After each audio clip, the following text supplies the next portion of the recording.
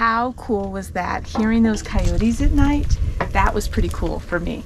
I love hearing the wildlife at night.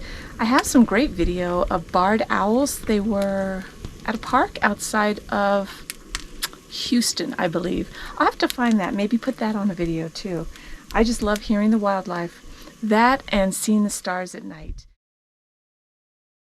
Been out for a nice walk with the dogs and just thought I'd take a short break. And I want to tell you, really, you guys, my experience, now this is just based on my experience, so you will have different experiences depending on yourself and depending on your dogs and the part of the country you're in. But so far in my travels, I have found state parks to be the bomb. I love them. They're usually a lot less money. They give you a lot more freedom at your site with your dogs. For example, I like to set up fencing around the entrance of my RV, and they allow me to do that. It never has been a problem, whereas some private parks I've gone to, it is an issue. They don't want you setting up any kind of fencing, and that's how it is. That's their rules, right? Their park, their rules.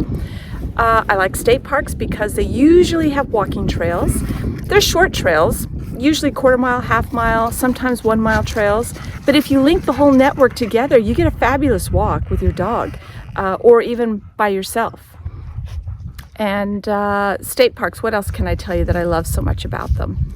They're just more natural. I like them because there's a lot more nature, generally speaking, at the state parks. I like them because they're somewhat manicured. So there are areas like day use areas, group campsite areas that are a little more manicured and mowed. And then you have the more natural areas where you go hiking. And so you get the best of both worlds. It's awesome. I love it. And a lot of them that we've been to in Texas have bodies of water in them. So for example, right now we're at Lake Corpus Christi State Park. Fabulous. We love it. The dogs have been at the lake every single day, even though I just gave them a bath before we got here. What was I thinking? Because they're having a blast in the water, chasing sticks and chasing their ball. Anyway, my little thought about state parks. This is why I love them so much. And I hope you do too. Let me know what you think about state parks or even, private parks.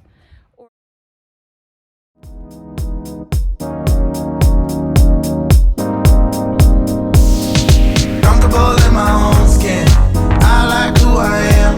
The good vibes keep on pumping. Turn it up, that's my jam. I feel good. How you feeling? I feel good. So good. It feels good now. Make sure they jam it in the hood loud. When you roll slow in a lane with a whip with no stains, get a taste with the fame like hanging with my big homie solo. Standing still ain't better than slow-mo.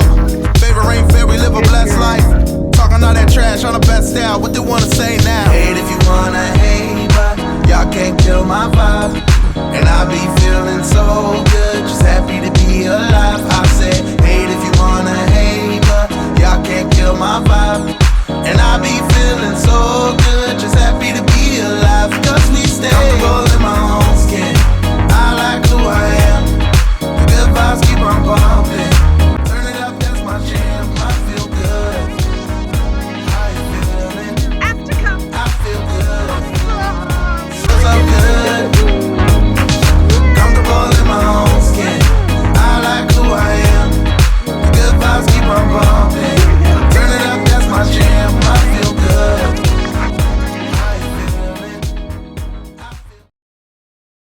I wanted to just stop and tell you a couple of things about RV mobile mechanics.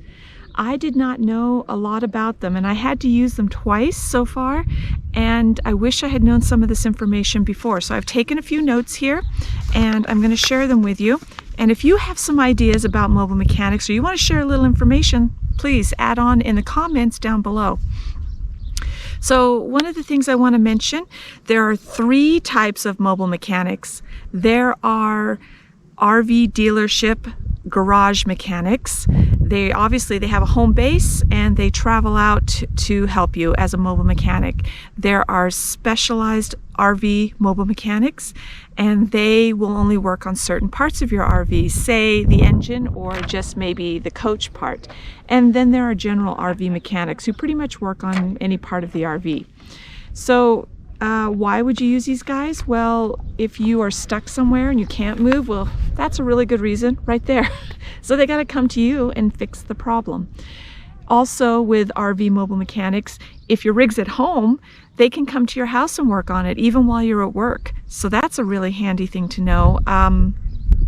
Also in my situation, I could have gone to a garage, but I couldn't get in anywhere. So I had to hire a mobile mechanic to come to me. Those are the different reasons why you might use them. Now, I will say, if you're going to do warranty work, if you want them to do warranty work on your rig, they may not do it. And if they do it, you're probably going to be paying up front, then working it out with your manufacturer later. So just keep that in mind. So cost, yeah, they're going to be a little expensive. It's a mobile mechanic coming to you.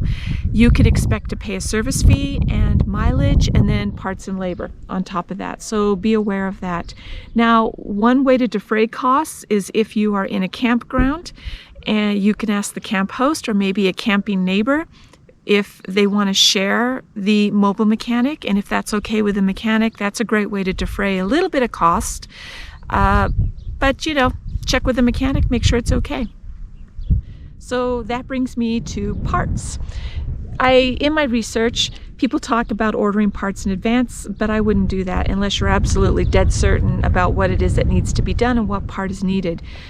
Best scenario, I think, is just to hire the mobile mechanic, they troubleshoot, and then they go and get the part, because typically they don't have the parts on board. They're in a van or a truck, and if it's not a super common situation with super common parts, they're probably going to have to go get the parts.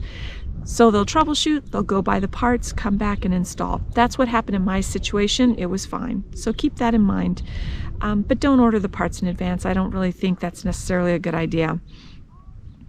Also, now I have to read this so I get this correct. There are certifications for mobile mechanics, but it is not a requirement. It's sort of the Wild West. You can get somebody who just does this as a part-time gig to make a little extra money, and you can also get somebody who does this full-time and they are completely fully qualified. They are fantastic and they're certified. So this is just some information to think about.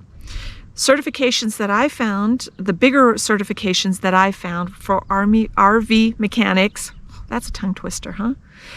Are the RVIA, RV Industry Association, the RVDA, which is the RV Dealers Association. That one comes out of Indiana, I believe. There's RVSA, the RV Service Academy of Florida, comes out of Florida, and the NRVTA, which is National RV Training Academy, and that's in Texas. So those are the bigger certifications that I found. I'm sure there are others. And I will point out, if your mechanic that you're thinking of hiring is not certified or does not have one of these certifications, it doesn't mean they're not a good mechanic. There are lots of good mechanics out there who aren't certified. This is just an optional thing that these mechanics can do, not unlike dog trainers, I would add. And I only bring that comparison up because we talk about dogs all the time here and we do so much training here. So how do you find these guys? Well, Google search, just like everything really. You'll have to Google search for your mechanic, and keep in mind that you should read Google reviews. That's a really good idea. Get an idea or get a feel for this mechanic. Does this mechanic do this as a part-time gig, or is this their real job? And also, you know, if you're going to use a mobile mechanic and you're going to use your roadside assistance, if you have roadside assistance, they will often pay for the mobile mechanic, but you need to set that up ahead of time and let them know what you're doing. And they're most likely going to ask you to make sure that that mobile mechanic has a business license and maybe even insurance. So make sure you check that stuff out with your roadside assistance program if that's what you're using to pay for it. Not sure where to find a mobile mechanic? You can also talk to your camp host, right? That's the most obvious one. Ask someone around at your park. You know, if it's a state park, talk to the rangers or the people in the office. If it's a private park, obviously go to them. They'll probably have someone to recommend. Ask around, see who they have locally. And you know, don't forget to go to an RV dealer and ask them, because my experience was RV dealers could not get me in to do the work on my RV. They were just slammed busy. But they did recommend a mobile mechanic who worked out great. All right, so just a few tips. If you have any other tips, let me know. Happy travels.